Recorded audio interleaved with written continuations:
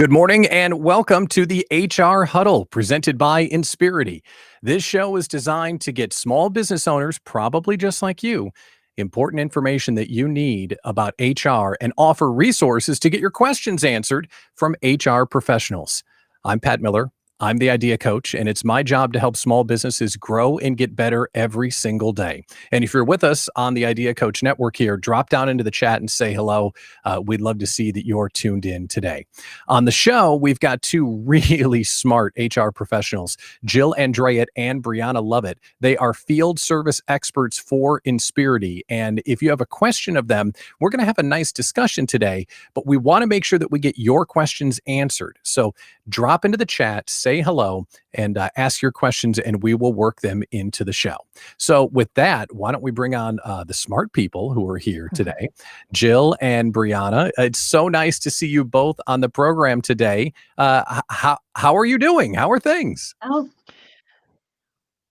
we're doing Good. fine. I'm doing fine. Yep. Good. Busy. Yep. It's It's a that busy time of year. right? Yep. Yeah. Absolutely. Very good. Well, let's start the show and start talking about our topic today. It's about company culture, either by default or by design. And Jill, let's start with you. How do you know if you have a designed or a default company culture, and why does it matter?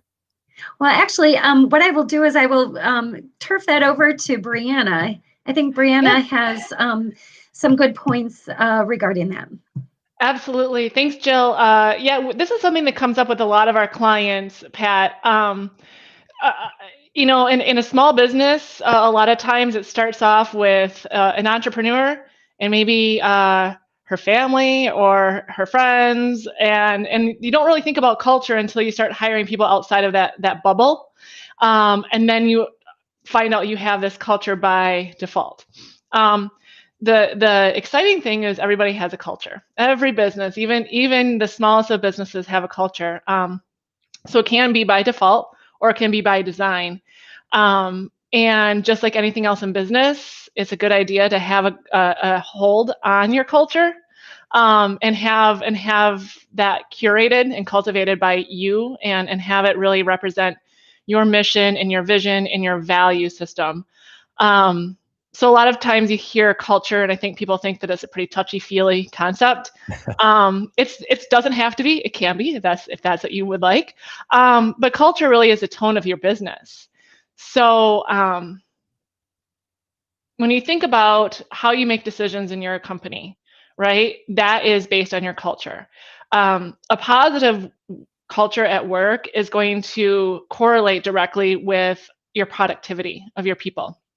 If there's a positive culture, folks are going to feel trusted, folks are going to feel empowered, and they're going to do a good job. If there's this negative culture, a culture of fear or a culture of distrust, your employees, whether you realize it or not, they're going to hold that in their day-to-day work. And they're in fear of being reprimanded for a job poorly done, or they just kind of take it upon themselves to go in a direction they feel to be correct, and it may not be the same direction you're looking to go. So culture is an overall kind of umbrella, and I think actually a lot of the things that Jill and I work with, when you think about it, really all kind of goes up to culture. Mm-hmm. And is it one of those situations where, like the premise of default or design, whether you're trying to or not, you have a culture? It's just formed around whether Right. it was intentional or not. Is that right?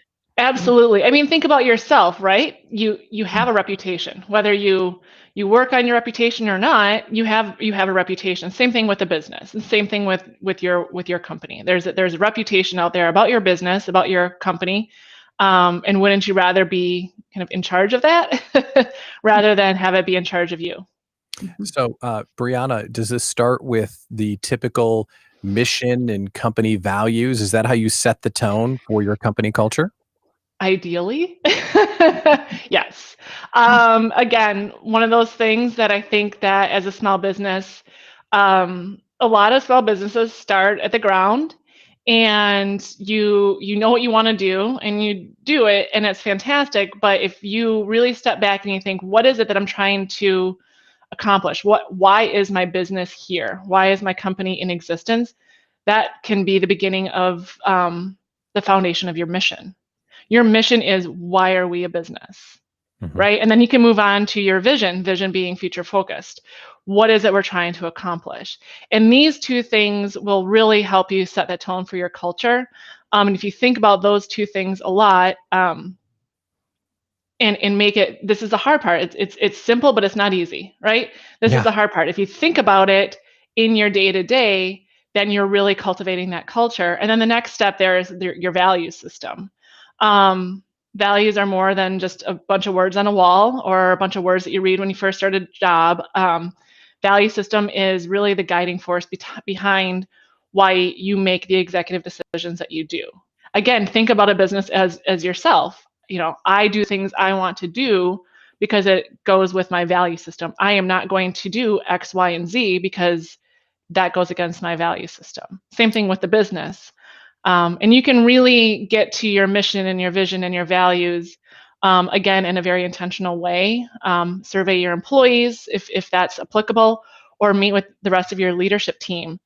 Sit down and just whiteboard, or in a time of COVID, Zoom whiteboard.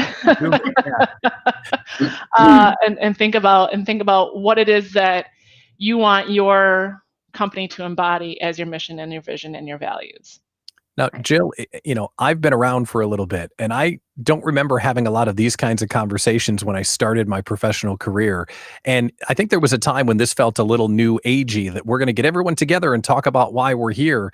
But it seems to be kind of a requirement today. Is that a symptom of changing cultures, changing workforces? I mean, what do you think about why mission and vision and having your team build it is so important right now? Well, it's a good platform to really kind of jump off. And when we talk about recruitment and retention, those are things that are kind of the platform for recruitment and retention.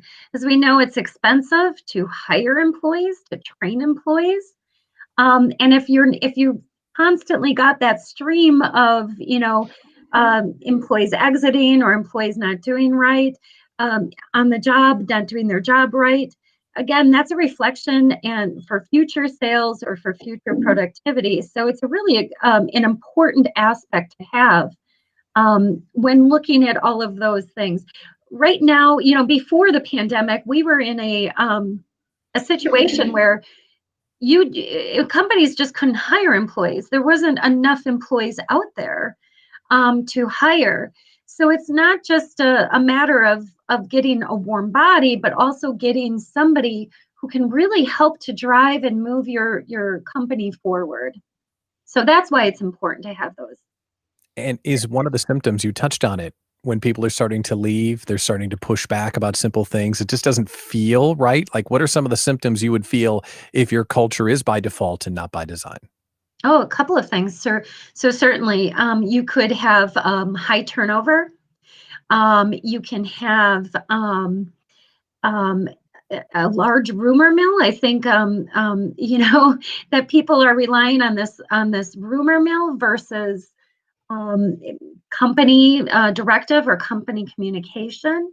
You can have a lot of other situations. So maybe there's more workman comp claims. There could be EEOC claims, things like this that can kind of come out of not having that defined company culture and adherence to what it is that you're trying to affect in your company. Again, for the purpose of growing and improving.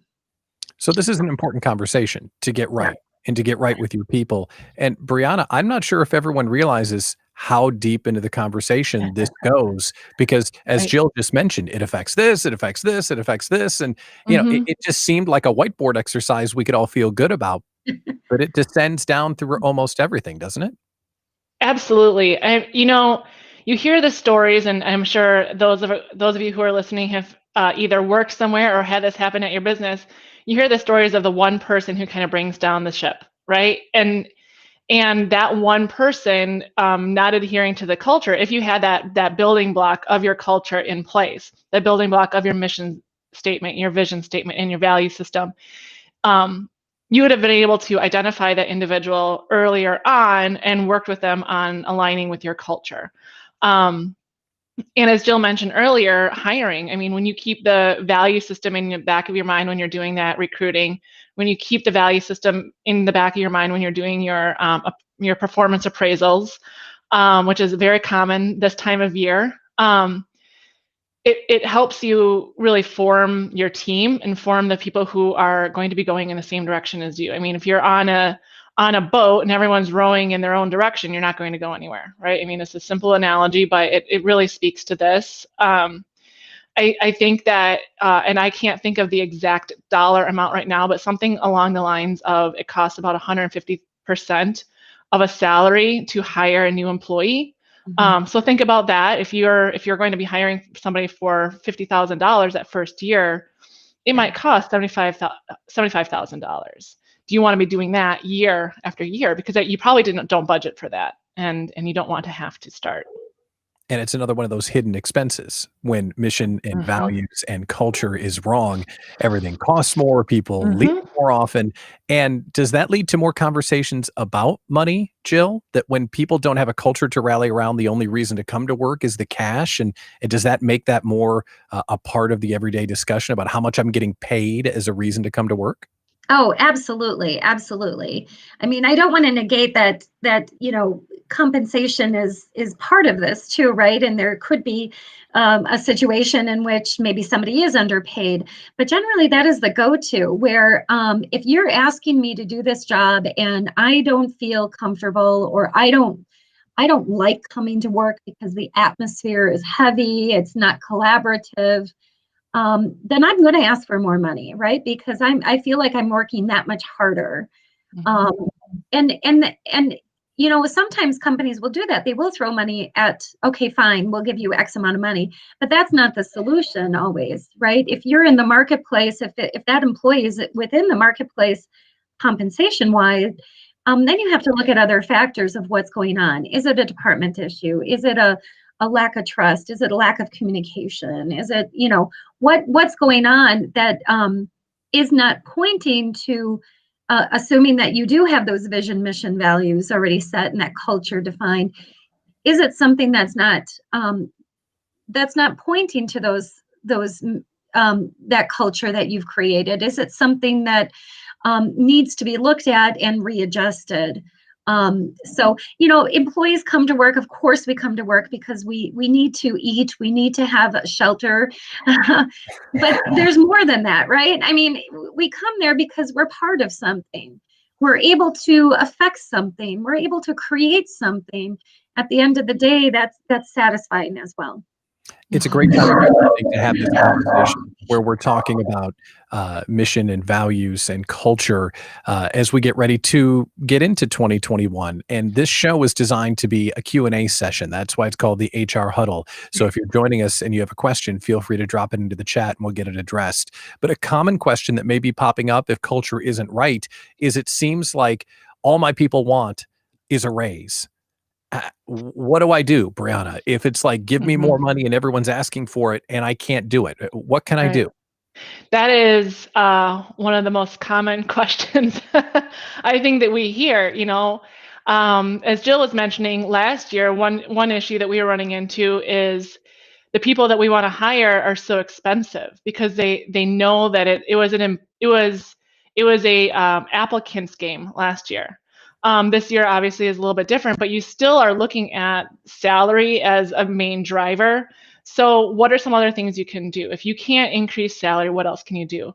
Well, a big thing that you can do, and this is something we work with our clients on a lot here at Insperity, is what are your benefits? What do your benefits look like?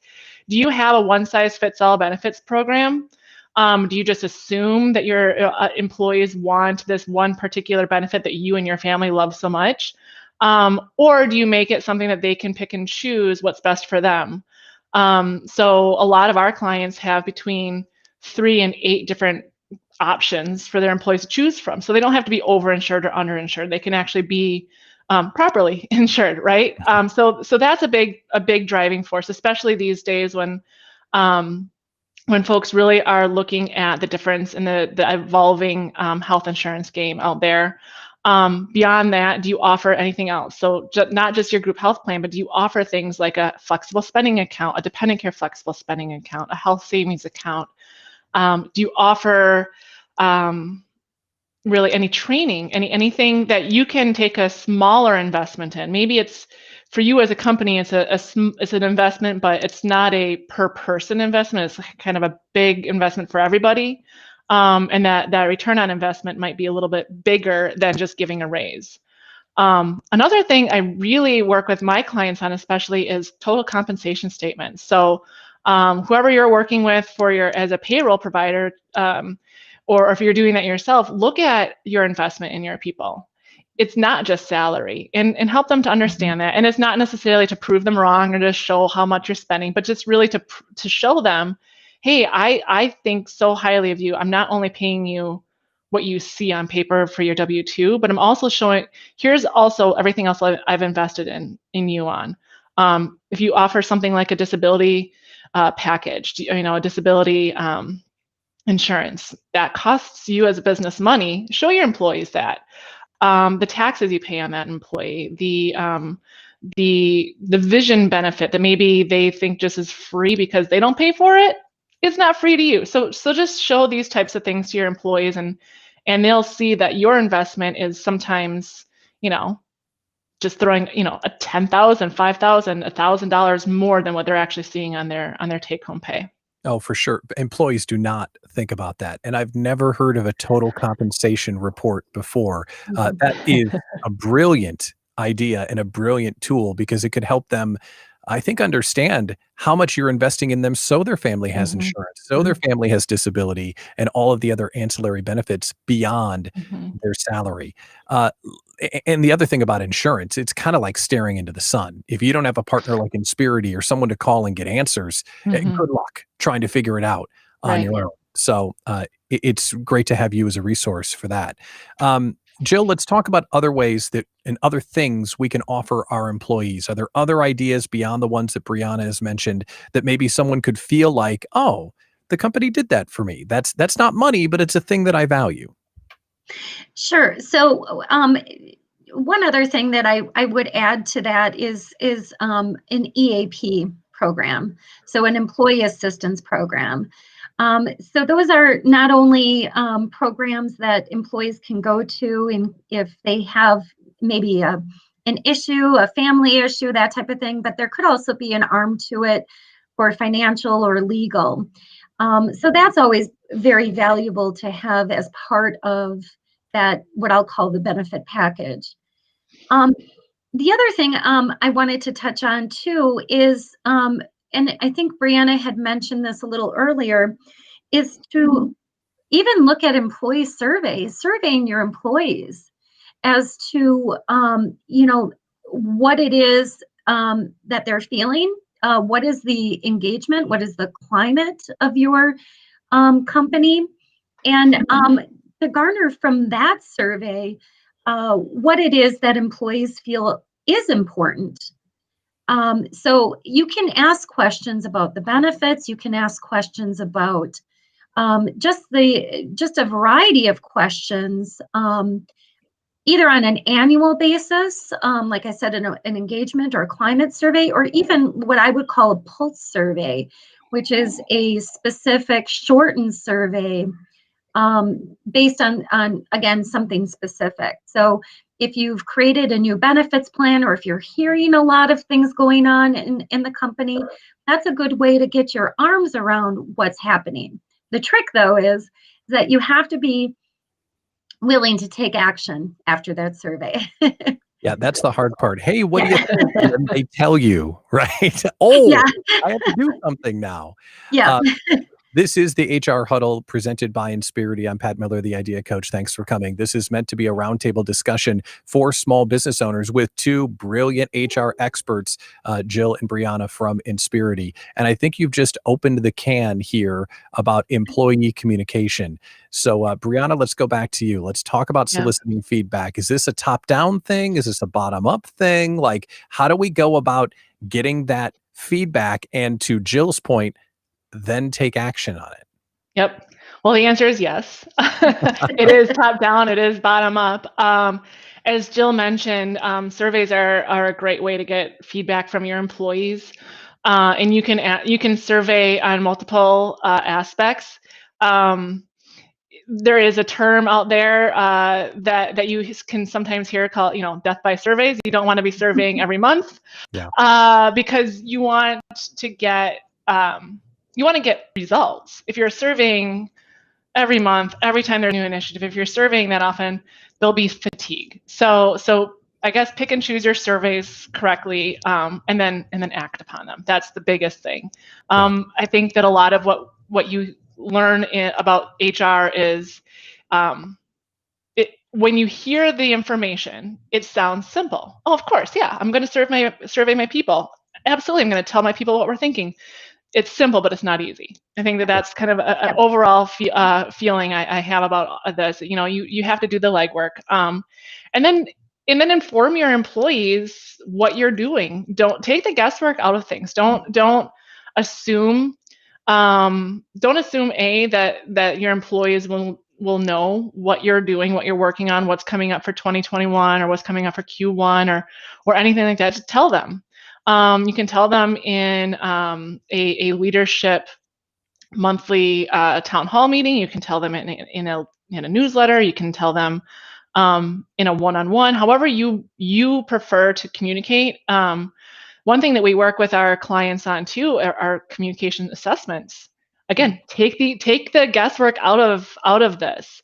Work with if you work with somebody like a PEO or a business consultant, which is something else that we kind of work with our clients on, right? And some consulting on running a business in general, because it all includes your people, so it is human resources. Do a survey like a DISC assessment, which is a communication assessment. Understand how your people like to be communicated with, and also your peers. Is somebody, a bullet point kind of person, or is somebody more of a good morning, how are you doing? How's your family? Can't wait to talk to you. And then get into the meat and potatoes of the communication. So communicate with folks the way that they want to be communicated with, not the way that you like to communicate. And it'll go a long way. Which is one of those things that maybe first-time bosses or old school bosses really don't kind of get their head around. Like, oh, this is what I'm going to tell you. I told you what we were going to do, but they didn't hear you because you did not communicate in a way that they prefer. We have a question that I want to get to here in just 1 second from Jackson Booble. Stand by for that. But I do want to close the loop on what you were saying as far as the over-surveying and getting the information and then showing the proof of performance. Is it too much to say, in our last survey, you told us X, so we're doing X, thank you? Like, is that too literal, or is that a good thing to do? No, that's absolutely excellent to do. And I would even take it a step further. What I counsel my clients on is when they are going to be doing a survey, and when we review those results, I say it's not always up to the leaders of the department. Sometimes task force or that type of thing might generate where employees are also responsible for coming up with solutions to whatever that initiative is, right? And I always say that the results of your survey is a living, breathing document. So it should be brought up at each, whatever huddle, team meeting, whatever it is that you have that's appropriate to bring it up. Bring that up, even if you don't have any news to share from that group or that initiative. Just say, hey, you know what, we're looking to meet next week. We don't have any new information at this time. So it's always top of mind, and that employees know that this is constantly being worked on. That's great. That's great. We do have some questions that are coming in, and this one comes in from Jackson. This is great.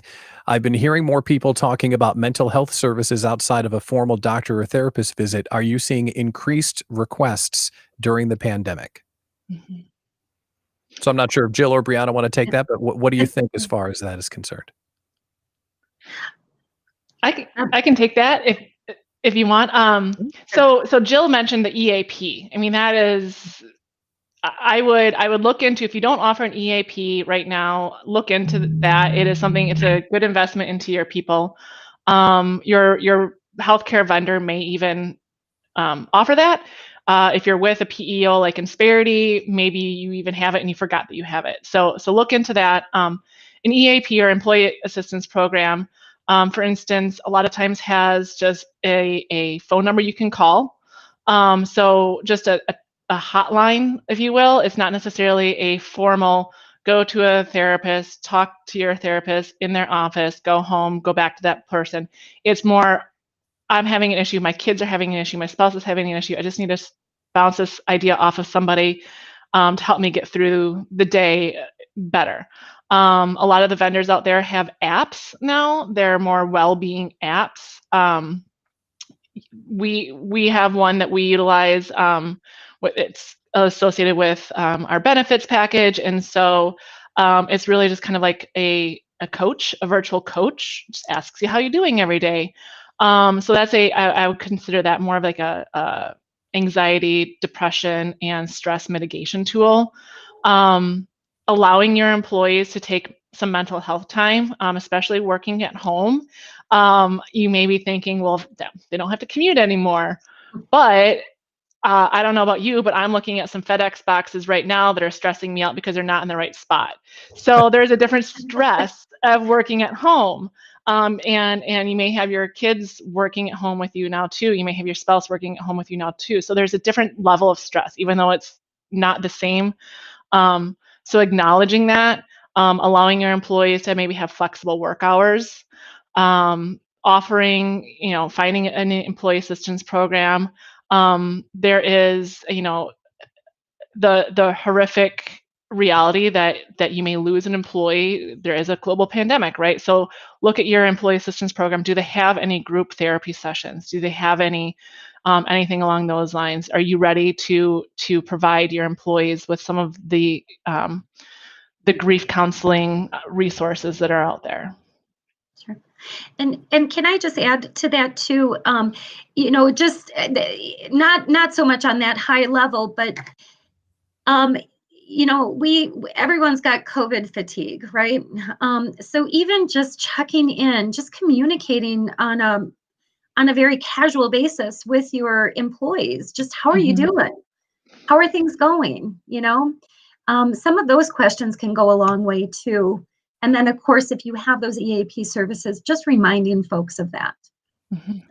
And that kind of casual conversation is more important now than it would be in the office, right? Because the stuff that's not happening with the distributed employees is the typical boss walking around with a coffee cup. That's not happening now. Right. If we're not on a Zoom call, it seems like everyone forgot how to pick up the phone or send a text or make an email. Like there's so many different ways to touch someone and let them know that you're thinking about them. Right. That would happen organically in the office. So we're running out of time. If you have a question, this is the HR Huddle presented by Insperity. I'm Pat Miller, the Idea Coach. This is designed to be a Q&A for small business owners with HR experts, and it's provided as a service from Insperity because that's what they do. They make your life easier when you're running your business, and they make HR an asset and something that grows your business, not a pain in the neck. So we're grateful for their time today to help us out. So if you have a question, drop in the chat before we wrap up here. But I do want to touch on something before we go. A lot of small businesses in the next 6 months, let's be optimistic, in the next 6 months, we will have to make the decision of, okay, troops, everybody back in the office, or flexible work arrangements. So let's talk about that for a second, Brianna. I'll start with you. Do we have to stand up and say, nope, everybody has to come back? Or should we be having a real look in the mirror about allowing people to keep some hybrid flexibility? I think that the hybrid flexibility that you mentioned is going to be very important. One, it goes to what Jill was mentioning of being that leader, checking with your people. You can survey your people, see if they want to come back to the office, right? Look at your jurisdiction, of course. Being here in the Midwest, I think all of our surrounding states have a little bit different of rules surrounding coming back to the office. So look at your jurisdiction first. See what your employees are thinking. Also, don't assume. But then, if you can allow folks to work at home, what I would say is don't, a big theme of today, I know I've said it a few times, is don't assume. Don't assume that everyone wants to come back to the office, or don't assume that everyone wants to stay home. It may be that somebody has found their new new kind of tech strategy of the day, and that is wake up earlier, get some work done, help the kids with their Zoom school, get back onto the office computer, go back to the school computer, get back on and then make dinner and then finish up the work day. I mean, just because we can get back into the office doesn't mean necessarily that our elderly parents are going to be taken care of. We may still have to take care of them. So you don't want to make your employees have to tell you exactly why they want to stay home. Assume best intent. Don't assume malicious intent. And maybe they take care of their neighbor. Maybe they take care of their kids, or maybe they have an autoimmune situation that they're not comfortable talking to you about. They don't have to. That's that HIPAA privacy, right? So don't make them come out and kind of give you this business case of why they don't want to come in. So if you can let them work from home, if it's not detrimental to your business, I would say be as flexible as you can, be as understanding as you can. I would just add on to that too, that it's going to be it's going to be something that's going to be requested in the future. So even after this pandemic, it'll be something that'll be for recruitment and retention. Mm-hmm. There are some things that you have to look for too. Of course, you have to make sure that if you are doing some sort of program, you want to make sure that you're EEO compliant. So making sure that programs are offered and implemented without any discrimination or prohibited in any way. You want to make sure that if you've got hourly folks, that you're adhering to wage and hour laws. And there are some states that may pose challenges with flex work arrangements. So you'll want to make sure, like Brianna had said, to look into your local jurisdiction, your local state, what those laws are. And then also adhere to, of course, overtime issues, right, with hourly employees. That's very important. Some of our clients, too, have run into problems with privacy and confidentiality. So in the workplace, if you are working in a position in which privacy and confidentiality of the information that you're working on is paramount, you're going to want to make sure that you are going to have make sure that in the home office that's adhered to, and how do you assure that? So some things also to take a look at besides just recruitment and retention and being flexible too. Well, think about that. It used to be we need HR leaders to help us do well inside these four walls in a big building downtown.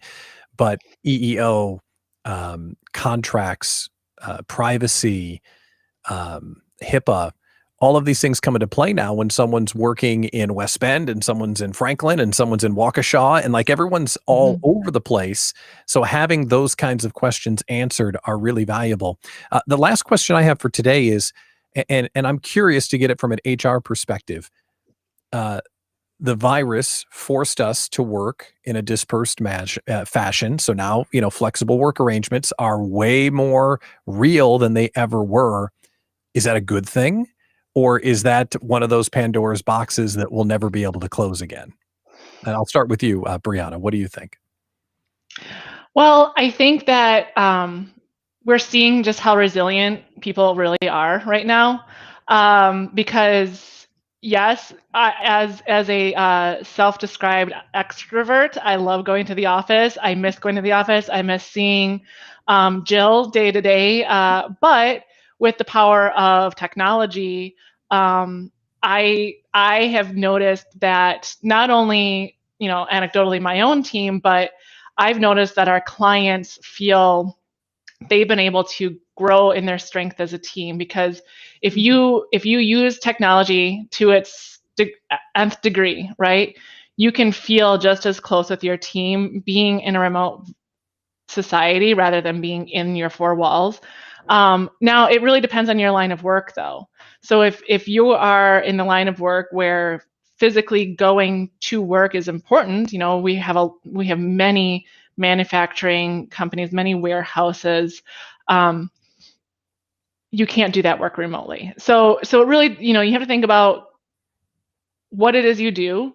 And if it is something you're able to do from home, how can I make it as enjoyable as possible?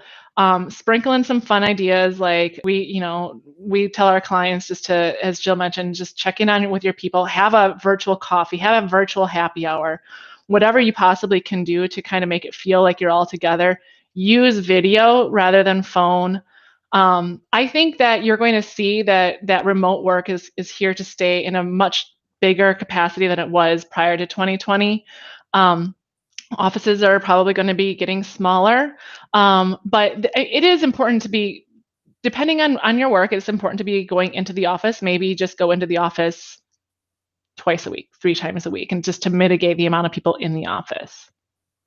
And final thoughts from you, Jill, on that concept of remote work. Is it here to stay, and is it a good thing or something that we won't be able to undo?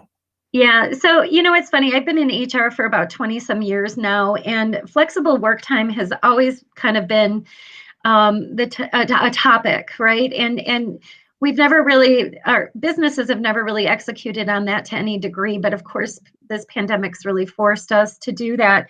I think it can help out, like I said before, with the pipeline for recruitment and retention. Again, just having some of those parameters and having some of those, again, going back to culture, those expectations for how we communicate with each other, and just what is our, it's communication strategy as well, will help in that, in making sure that we're staying productive, and making sure that our teams are collaborating and connecting. It can really help with some organizational diversity too, which I don't think that we touched on.